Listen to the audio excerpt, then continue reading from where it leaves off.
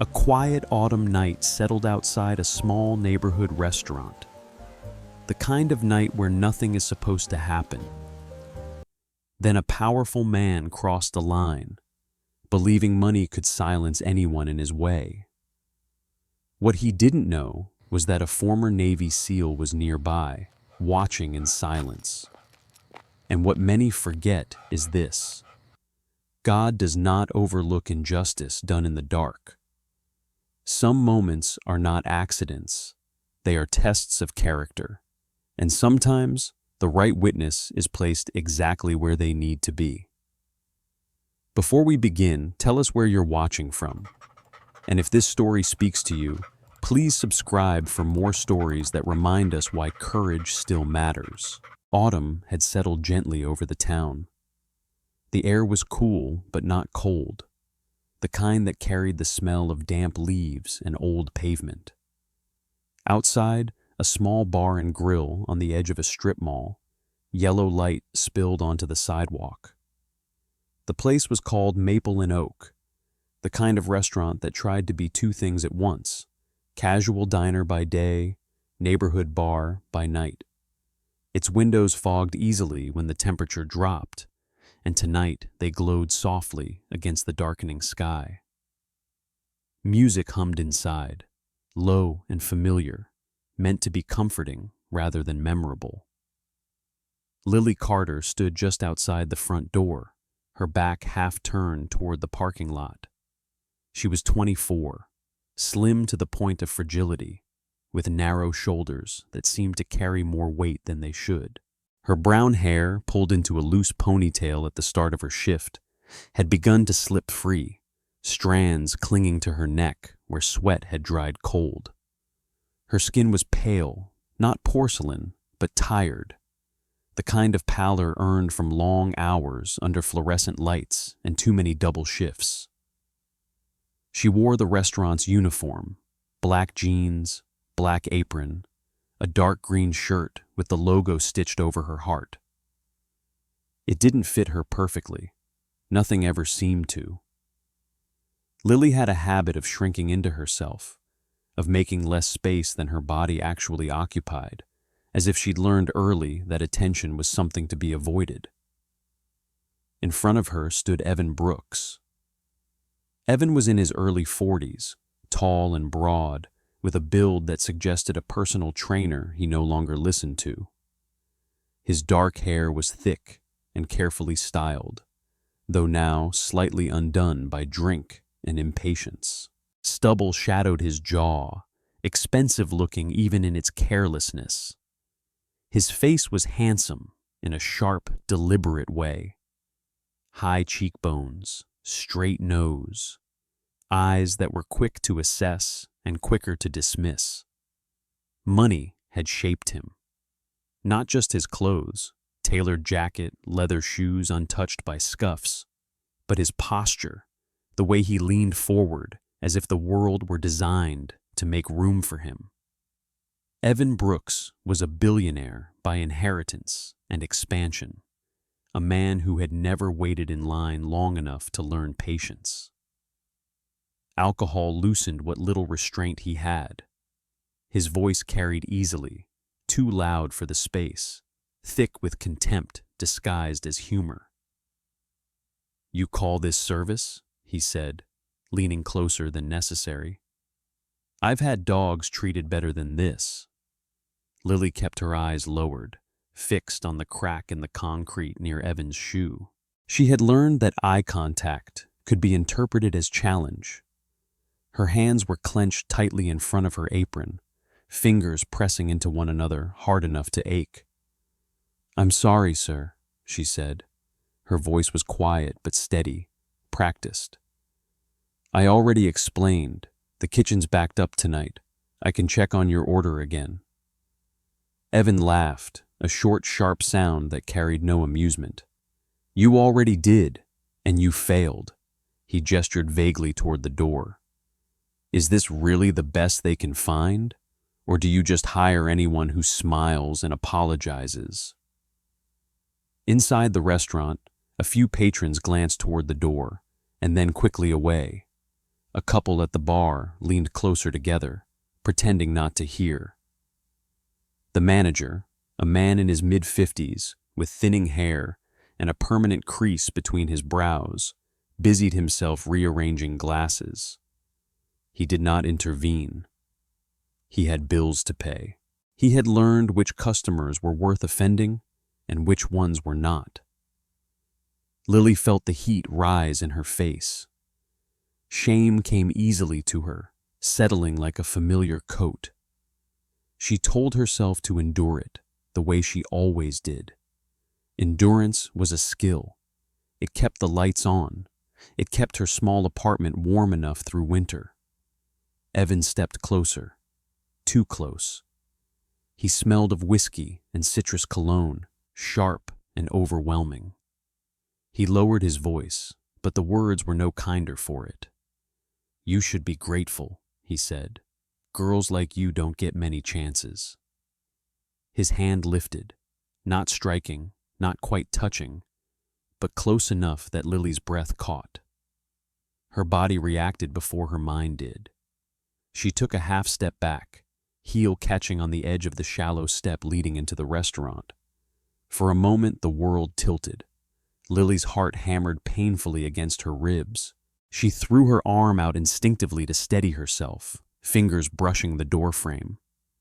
Her apron twisted, and she stumbled, just barely catching her balance before falling.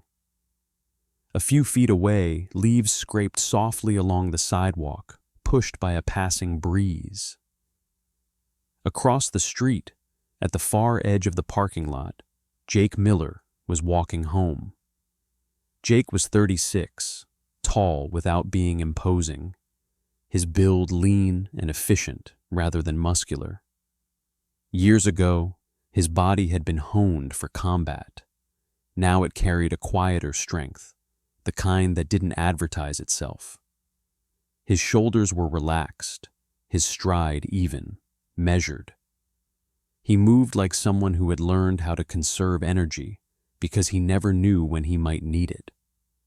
His hair was cut short, light brown threaded with gray at the temples, more from stress than age. A trimmed beard framed his face, emphasizing the angular lines of his jaw and cheekbones. His eyes, gray, observant, missed very little. They had seen deserts and cities, nights that ended badly. They had learned the cost of looking away. Jake wore a simple jacket, dark jeans, boots worn soft at the edges. Nothing about him drew attention. He preferred it that way. At his side walked Rex, a German shepherd just past 5 years old. Rex was large but not heavy, his black and tan coat thick and well kept. His ears stood alert, swiveling slightly as they moved, amber eyes tracking motion and sound with quiet intelligence. There was no aggression in him, only readiness. He walked close to Jake's leg, matching his pace, leash loose. They had just passed the grocery store when something at the corner of Jake's vision made him slow. Voices, not loud enough to be a fight, not quiet enough to be nothing. Jake turned his head slightly, eyes narrowing as he took in the scene by degrees rather than all at once. A man standing too close. A young woman backed toward a doorway. The posture, the imbalance, the way her shoulders curled inward as if bracing. Rex noticed the shift immediately. His head lifted, ears pricked forward, body subtly angling toward the sound. He did not pull. He did not bark. He waited. Jake stopped walking. He didn't cross the street. Not yet. He simply stood there, one hand resting lightly at his side, the other holding Rex's leash. His weight shifted forward, almost imperceptibly. He had seen moments like this before, on bases, in bars, in places where power went unchecked because it so often could. He had learned that these moments were fragile, that the smallest movement could either escalate or interrupt. Across the street, Lily straightened slowly, mortified by her near fall. Her face burned. She was acutely aware of how she must look: small, unsteady, exposed. She murmured another apology she did not owe. Evan smirked, emboldened. "Careful," he said. "Wouldn't want you hurting yourself. That would be inconvenient." Lily nodded, because nodding was easier than speaking. Inside, the music played on. Jake watched as Evan leaned in again. Watched the way Lily's fingers tightened around the doorframe. Watched the calculation flicker across Evan's face. The silent assessment of how far he could go without consequence. Rex's body stilled completely, muscles coiled, but calm. Jake did not move. Not yet. He stood there for several seconds, long enough for the world to narrow to that single space outside the restaurant. Long enough for Lily's breath to hitch again.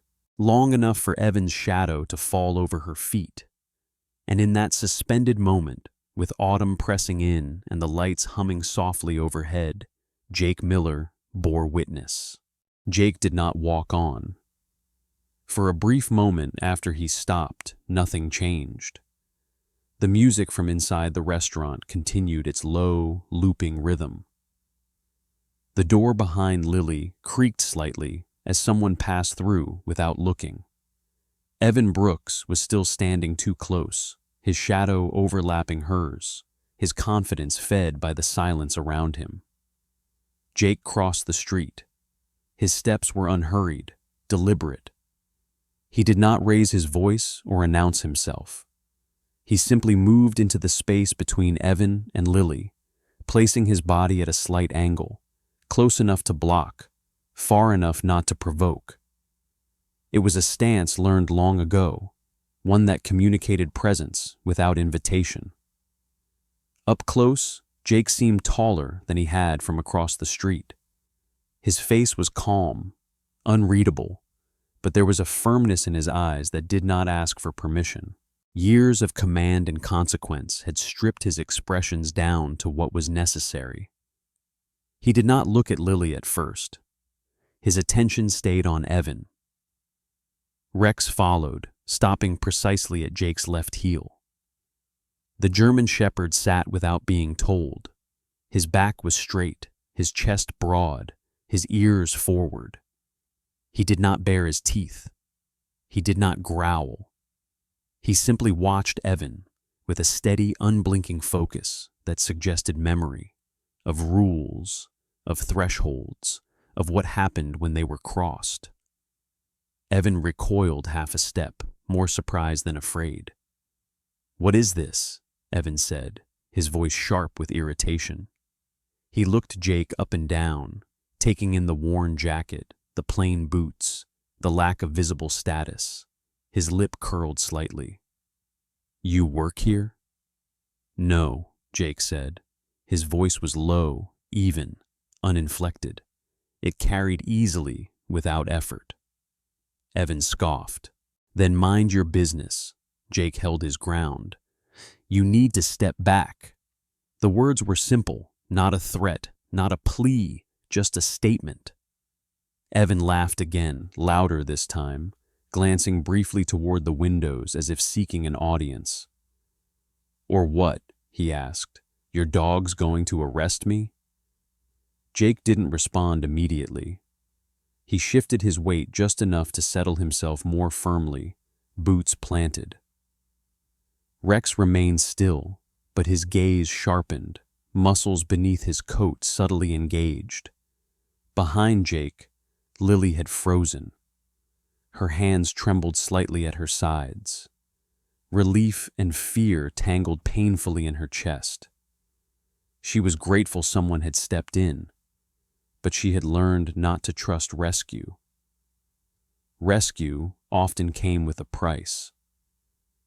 Before Jake could speak again, a woman stepped out of the restaurant. Sarah Whitman paused just inside the doorway, her expression tight with concern and irritation in equal measure. She was in her early 30s, tall and willowy, her posture carefully controlled. Her blonde hair fell in smooth waves to her shoulders, glossy and deliberate, framing a face shaped by symmetry rather than warmth. Her skin was lightly tanned, flawless in the way that came from money and careful maintenance. She wore a fitted coat over a silk dress, heels unsuited for standing on cracked pavement. One hand rested at her wrist, fingers brushing a faint mark barely visible beneath the light. "Evan," Sarah said, her voice calm but strained. "Let's go." Evan turned toward her, annoyed. "Not now." Sarah's eyes flicked to Jake, then to Rex. There was calculation there, quick and practiced.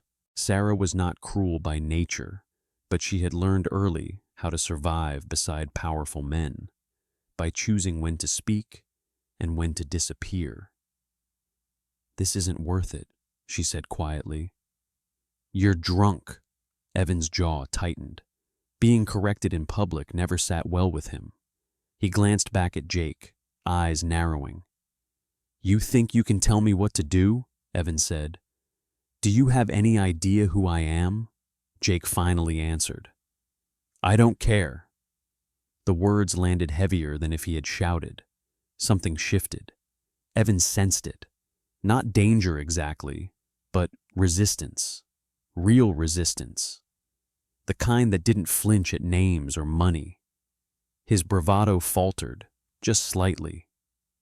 "Let's go," Sarah repeated, firmer now. She reached for Evan's arm. He shook her off, then looked back at Lily. "This isn't over," he said, his voice dropping. The promise was quiet, almost casual. "People like you always learn." Jake took a single step forward, not toward Evan, but closer. "That's enough," he said. Evan stared at him for a long second, measuring risk for the first time that night. Rex's ears flicked, his body still poised, silent pressure radiating outward. Finally, Evan exhaled sharply and stepped back. He adjusted his jacket, reclaiming what dignity he could. "Come on," he snapped at Sarah. They walked toward the parking lot, Evan's stride stiff with anger, Sarah's quick and controlled beside him. At the edge of the lot, Evan stopped and looked back once more. "You'll regret this," he said, pointing, not threatening, but remembering. Then they were gone. The night exhaled. Lily's knees nearly buckled. She leaned against the door frame, suddenly aware of how hard her heart was pounding. "Thank you," she said, the words barely audible. "I didn't know what to do." Jake turned to her then. Up close, she could see the faint scar near his jaw, the lines around his eyes that spoke of sleepless nights rather than age. "You did what you could," he said. "That was enough." Rex looked at her briefly, head tilting, then returned his gaze to the street. Lily swallowed. He's not going to stop, is he?" Jake didn't answer right away. He followed the direction Evan had gone, watching until the parking lot swallowed them whole. "No," he said finally. "People like that rarely do." The trouble did not arrive all at once. It came in pieces, quiet and deniable, the way damage usually does when it wants to look like coincidence. 2 mornings after the incident, Lily Carter was called into the back office before her shift. The room smelled faintly of cleaning spray and old paper. Mark Holloway, the floor manager, sat behind a narrow desk with his hands folded as if he were about to pray. Mark was in his late 40s, soft around the middle, hair thinning at the crown. He avoided conflict by instinct, preferring rules he could point to instead of decisions he had to own. "There was a complaint," he said, not looking at her, "from a customer." Lily stood with her shoulders squared, trying to look steadier than she felt. She had slept poorly, waking at every sound in her apartment hallway. "About what?" she asked. Mark cleared his throat. "You were accused of being confrontational, of creating a disturbance outside the restaurant." The words landed harder than she expected. Lily felt the familiar heat rise to her cheeks. "I didn't," she said. "I was—" "I know," Mark interrupted quickly, still not meeting her eyes. "But he's influential. Corporate wants this handled quietly." By the end of the conversation, Lily's schedule had changed. Fewer shifts, worse hours, nothing that could be proven as punishment, just enough to remind her where she stood. That afternoon, the first call came. No number, no voice, just breathing on the other end before the line went dead. Lily told herself not to overreact. She blocked the call and went about her day, but unease clung to her like damp clothing. By nightfall, there were 3 more, then a text message with no sender. "You should have stayed quiet." She deleted it with shaking fingers. Jake Miller noticed the pattern sooner than she did. His freelance security contract for a warehouse on the south end of town was canceled without explanation. Then another, then a third. Each time, the message was polite, regretful, vague. Liability concerns, a change in direction. Words that meant nothing and everything. Jake sat at his small kitchen table that evening, the glow from his phone reflecting faintly in the window. He didn't need a background check to understand pressure when he saw it. Pressure had a rhythm, a sequence. Rex lay at his feet, head resting on crossed paws, ears twitching at distant sounds. At 5 years old, Rex was calm but alert, his body still carrying the readiness of training. His coat gleamed under the overhead light, black saddle sharp against tan fur. When Jake's jaw tightened, Rex lifted his head, amber eyes searching his handler's face. "Not yet," Jake murmured, more to himself than the dog. The following night, Jake noticed the car. It was parked half a block from his building, engine off, windows dark. Not unusual by itself. But it was there again the next night, and the one after that. Different times, same place. Jake did not confront it. He took notes instead, times, angles, reflections. Rex began to pause on walks, gaze lingering toward the street longer than necessary. Lily, meanwhile, started to connect dots she had never meant to see. At the bar across the street from Maple and Oak, she ran into Denise Morales, a former server who had left suddenly the year before. Denise was in her early 30s, compact and strong-looking, with dark curls pulled into a tight bun and tired eyes that scanned the room before settling. She worked somewhere else now, somewhere quieter. "You're still there?" Denise asked, lowering her voice. "After what happened?" Lily frowned. "What do you mean?" Denise hesitated, fingers tightening around her glass. "He did that to me too," she said finally. "Not exactly, but close enough. Complaints, calls. I quit before it got worse." "How many?" Lily asked. Denise's mouth pressed into a thin line. "Enough." The realization sat heavy in Lily's chest. This wasn't about one night, or one man's temper. It was a system that punished anyone who disrupted it. She called Jake. They met at a coffee shop the next morning, one that opened early and asked no questions. Jake listened without interrupting. his hands wrapped around a plain mug, eyes steady. Lily spoke faster than she meant to, words tumbling over each other as she described the calls, the schedule cuts, Denise's confession. "I think he's doing this on purpose," Lily said. "I think he wants me to disappear," Jake nodded once. "He wants you tired," he said. "Afraid, quiet." "And you?" she asked. "They canceled your work." Jake exhaled slowly. "That's pressure, too."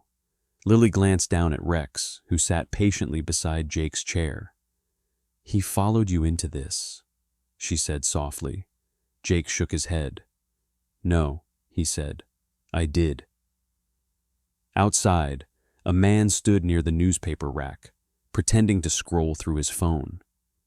He was tall, late 30s maybe, beard trimmed close, jacket zipped high against the chill.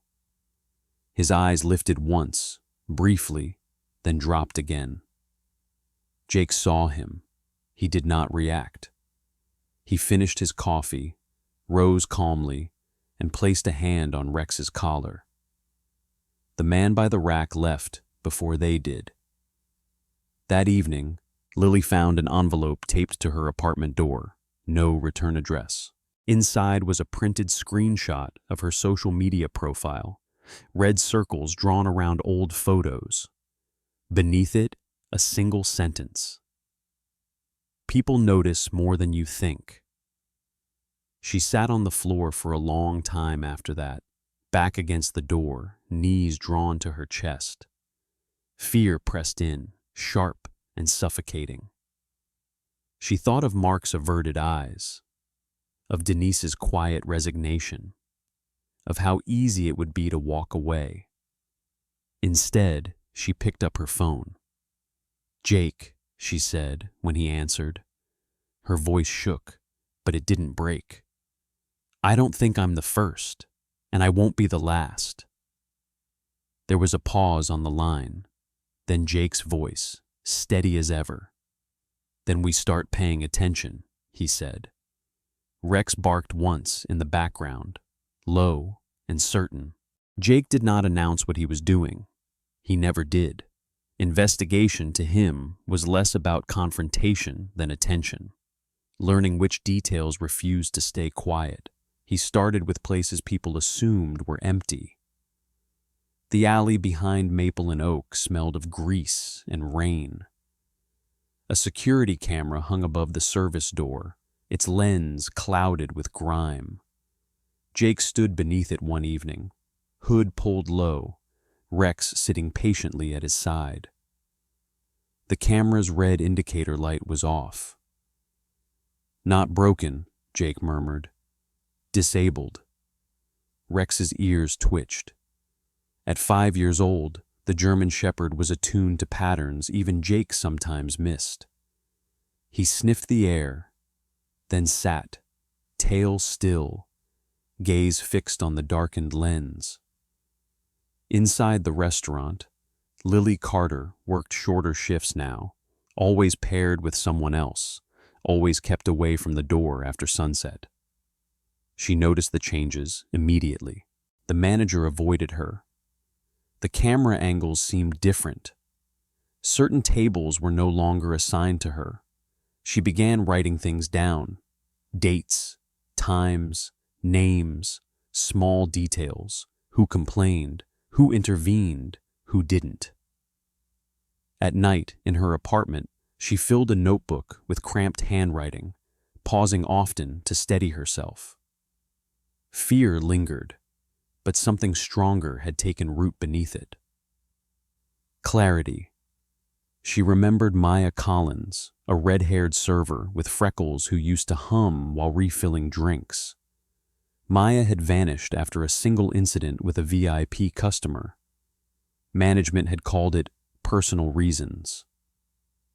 Then there was Tara Nguyen, petite and soft-spoken, who'd cried in the walk-in freezer one night and never returned. Lily remembered thinking it was just the job, just stress. Now she knew better. Jake met Lily late one night in a laundromat that stayed open 24 hours. The fluorescent lights buzzed softly overhead. He spread photos across a folding table, screenshots, timestamps, grainy stills from public cameras across the street. "They're selective," he said, "not random." Lily leaned closer, eyes scanning the images. "This one," she said, pointing. "That's Evan's driver," Jake nodded. "I thought so too."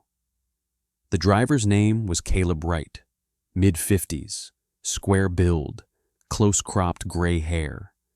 He wore the same expression in every photo, tight-lipped, watchful.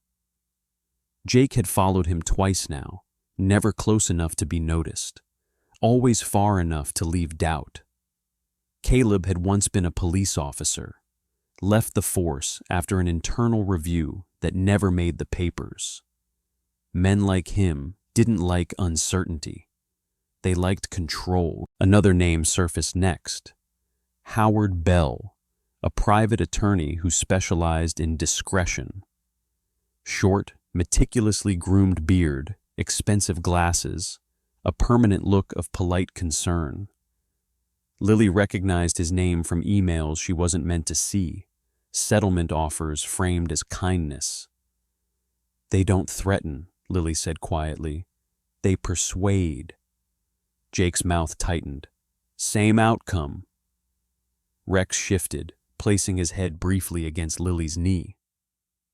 The contact startled her at first, then grounded her. His fur was warm, solid, real. That night, Lily did something she'd avoided for years. She called Maya. Maya's voice on the phone was wary at first, guarded. She lived 2 towns over now, worked retail, kept her head down. When Lily explained why she was calling, there was a long pause. "I didn't think anyone remembered," Maya said. They met at a diner off the highway. Maya looked thinner than Lily remembered, her red hair cut short now, freckles faded. She kept her back to the wall, eyes tracking the door. "He offered money," Maya said. "Said it was easier for everyone if I took it. When I didn't, my hours disappeared. Then the calls started." "Did you file a complaint?" Lily asked. Maya shook her head. "I signed something instead. A non-disclosure agreement." Lily wrote it down. The list grew. Jake traced the money next. It took longer. Accounts layered through shell companies. Donations to local boards. Sponsorships to civic events. Influence built to look like generosity. Evan Brooks didn't buy silence directly. He bought distance. Between victims, between facts, between consequences. One evening, as Jake reviewed documents in his apartment, Rex lifted his head sharply. Footsteps. Jake closed the laptop without hesitation. He stood, listening. The footsteps stopped outside his door. A pause. Then a soft knock. Jake opened the door slowly. Tom Alvarez stood in the hallway, hands visible, shoulders slightly hunched, as if expecting to be turned away. Tom was in his early 40s, Latino, broad-chested with tired eyes and a scar running along his left forearm.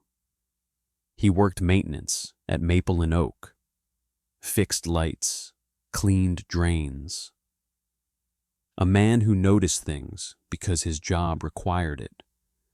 "I shouldn't be here," Tom said quietly, "but I heard your name." Jake waited. "They told us not to talk about the cameras," Tom continued.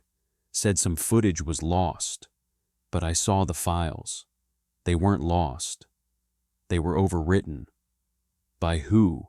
Jake asked. Tom hesitated. "Not me," Jake nodded. "Thank you for telling me." Tom exhaled, relief flickering across his face. "Just be careful." After Tom left, Jake sat back down. He reopened the laptop, added another line to the timeline. Lily came over later that night, notebook clutched to her chest. She looked exhausted, but resolute. "I'm scared," she said, "but I can't stop now." Jake looked at her, really looked. She stood taller than she had weeks ago, fear no longer folding her inward. "We're past stopping," he said. "Now we document." Outside, the streetlight flickered, dimming briefly before steadying again. Rex lay between them, head on paws, eyes half-lidded but alert. The truth was there now, fragmented, incomplete, but undeniable. It wasn't a single act of cruelty. It was a structure. And once seen clearly, it could not be unseen. The pressure changed shape once Evan Brooks realized he was no longer dealing with fear alone. It arrived first as courtesy. Lily Carter received an email on a Tuesday morning, written in careful language and signed by a law firm she had never heard of. The subject line was mild, request for conversation. The message suggested a meeting to clarify misunderstandings and protect all parties from unnecessary harm. It offered to accommodate her schedule, her comfort, her privacy. By the time she finished reading, Lily's hands were shaking. She forwarded it to Jake without comment. They met that afternoon at a public library where the carpet smelled faintly of dust and old glue. Jake read the email once, then again, slower. Rex lay at his feet, chin on paws, eyes following the movement of people passing between shelves. "They're testing," Jake said, "seeing if you'll blink." "I don't want to," Lily said, "but I don't know how not to." The meeting request turned into an appointment. The attorney arrived precisely on time. Richard Hale was a man in his late 50s, tall and narrow, with silver hair combed back from a high forehead. His suit was understated, tailored without flair, the uniform of someone who preferred influence over spectacle. He spoke softly, smiled often, and never raised his voice. Years in corporate law had taught him that calm, unsettled people more effectively than anger. They met in a private conference room at a downtown office building. Lily sat across from him, hands folded tightly in her lap. Jake waited outside with Rex, visible through the glass, present but uninvolved. "Miss Carter," Hale said, folding his hands on the table. "I'm here to help you," Lily swallowed. "Help with what?" "With closure," he replied gently. "These situations can spiral. Careers get damaged. Reputations suffer. We'd like to prevent that." He slid a folder across the table. Inside was a non-disclosure agreement, thick and meticulously worded. It offered compensation, more money than Lily had ever seen at once, enough to pay off debt, enough to move, enough to disappear quietly. "All you need to do," Hale said, "is acknowledge that there was a misunderstanding and agree not to pursue further action." Lily stared at the pages. Her heart pounded so loudly she was certain he could hear it. "What happens if I don't?" she asked. Hale's smile softened. "Then things become complicated." That evening, Jake received a message from a former contact. No name, no number, just a warning. "You're attracting attention. Step back." Jake closed his phone and looked out the window. Across the street, a man leaned against a lamppost longer than necessary, pretending to check his watch. Rex rose silently, body angling toward the door. "Not tonight," Jake said quietly. The next day, Lily found a letter taped to her car windshield. Not threatening, informational. It listed her work history, her address, the names of her parents. At the bottom, a simple sentence: "We're trying to keep this civil." She drove to Jake's apartment without calling first. Rain had begun to fall, steady and cold, the kind that soaked through clothes and patience alike. Lily stood in the doorway, drenched and pale, eyes wide but resolute. "They know everything," she said. Jake handed her a towel. "They know what they've bought," he said. "That's different." They sat at the small kitchen table, papers spread between them. Lily's hands trembled as she recounted the meeting, the offer, the implication behind Hale's words. "I could sign it," she said. "I could be safe." Rex rested his head against her knee, warm and solid. Lily reached down without thinking, fingers threading into his fur. "But then what?" she continued. "They keep doing this, to someone else." Jake watched her carefully. He had seen this moment before, in different forms. The point where courage stopped being abstract and started to cost something. "That's the choice," he said. "Silence buys distance. Speaking costs." That night, Lily barely slept. Rain battered her windows, echoing the noise in her mind. She thought of Maya, of Denise, of the names she had written down, each one a quiet exit. She thought of the folder, the money, the relief it promised. Just before dawn, she made her decision. The next meeting was scheduled at the same office. Richard Hale greeted her with the same patient smile. "Have you had time to review the agreement?" Lily nodded. She slid the folder back across the table, unsigned.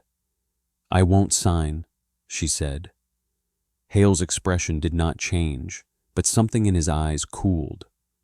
"You should reconsider." "I have," Lily replied. Her voice shook, but it held. "This ends with me." Hale closed the folder slowly. "Then you leave us no choice." Outside, the rain intensified. Jake stood under the awning with Rex, watching the glass doors. When Lily emerged, shoulders squared despite the weight she carried, Jake knew. "You said no," he said. Lily nodded. Behind them, across the street, a black sedan idled. The engine hummed low and steady, a reminder that the cost had only begun to be collected. The evidence left Jake's laptop in silence. No dramatic send button, no speech, just files uploaded through a secure portal maintained by an independent oversight agency that specialized in civil rights and labor abuses. Jake had chosen them carefully, far enough from local influence, thorough enough to recognize patterns instead of isolated complaints. Rex lay near the door as Jake worked, his breathing slow and steady. At 5 years old, the German Shepherd had learned the difference between waiting and watching. Tonight was the latter. The packet was clean and deliberate. Timelines, screenshots of disabled cameras, statements from former servers who had agreed, finally, to put their names on record, copies of unsigned NDAs, settlement offers, call logs, and emails that spoke in polite language while threatening consequences. Lily's notes were there too, scanned and indexed, her handwriting small but unwavering. When Jake clicked submit, he did not feel relief. He felt gravity, like setting something heavy down after carrying it too long. 3 days later, the phone calls began again. Not to Lily, to Evan Brooks. The first sign of fracture appeared in public before it did in court. A local investigative reporter published a short piece online, cautious in tone but precise in detail. It didn't name Evan outright, but the description was unmistakable. A wealthy patron, repeated allegations, patterns of settlement and silence. Within hours, comments multiplied. By evening, national outlets had picked it up. Lily watched from her apartment, sitting cross-legged on the floor with her laptop open, the room dim except for the glow of the screen. She read the words slowly, half expecting them to vanish. Her name was there, not sensationalized, not reduced, just stated. For the first time since that night outside Maple and Oak, she exhaled without bracing. Evan Brooks watched from a different place. His office was all glass and steel, high above the city. He stood at the window, jacket discarded, tie loosened. The confident lines of his face had tightened into something brittle. His phone buzzed continuously on the desk behind him. Across the room, Sarah Whitman sat rigidly on the edge of a chair. Her hair was pulled back into a low ponytail now, the polished waves replaced by efficiency. She looked thinner, paler, her flawless skin dulled by lack of sleep. "They're asking for statements," she said. "My parents called." Evan didn't turn. "Tell them it's a misunderstanding." Sarah hesitated. She had learned, over years, how to choose silence. But something in the air had changed. Silence no longer felt like safety. Later that week, the formal notice arrived. An investigator named Margaret Hale, no relation to the attorney, requested interviews. Margaret was in her late 40s, tall and spare, with short dark hair streaked with gray and eyes that missed nothing. She wore plain suits and spoke without decoration. Power, when it worked properly, often looked like her. She met Lily first.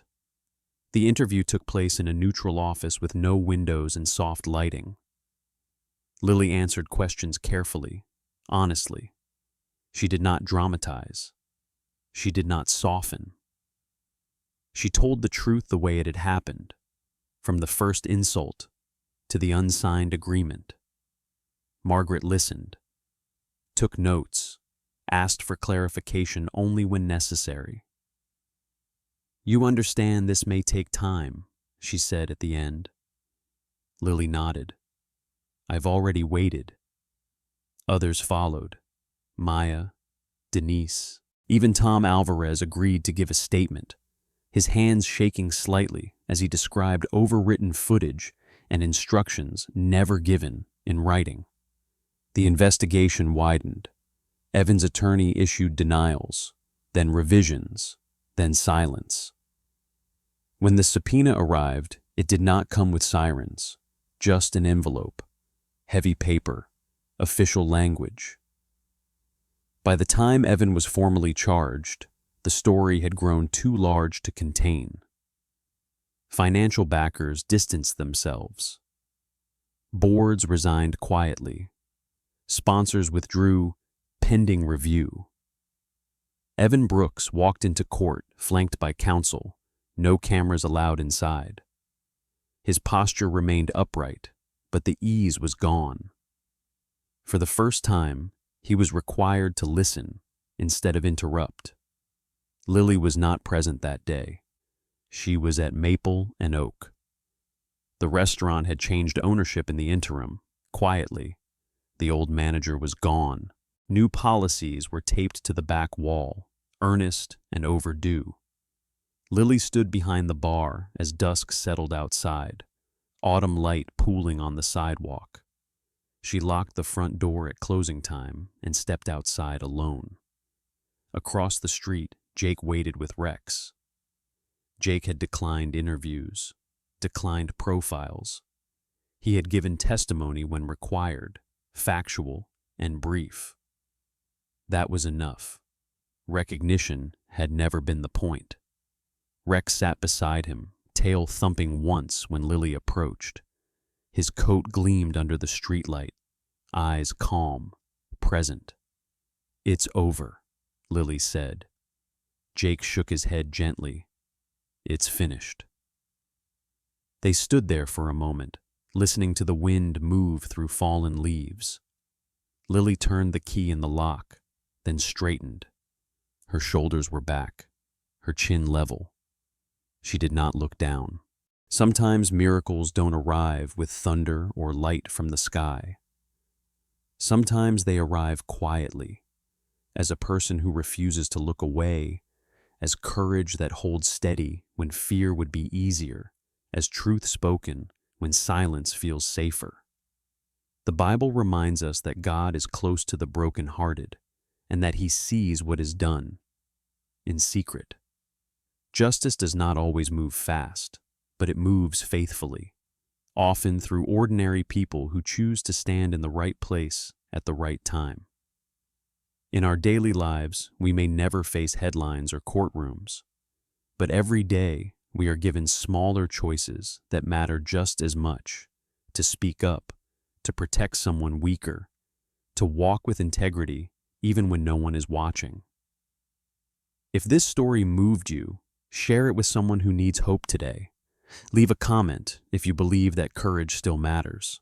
Subscribe to the channel so these stories can reach more hearts around the world. May God watch over you and your family, strengthen you when the path is hard, and place the right people in your life when you need them most. Amen.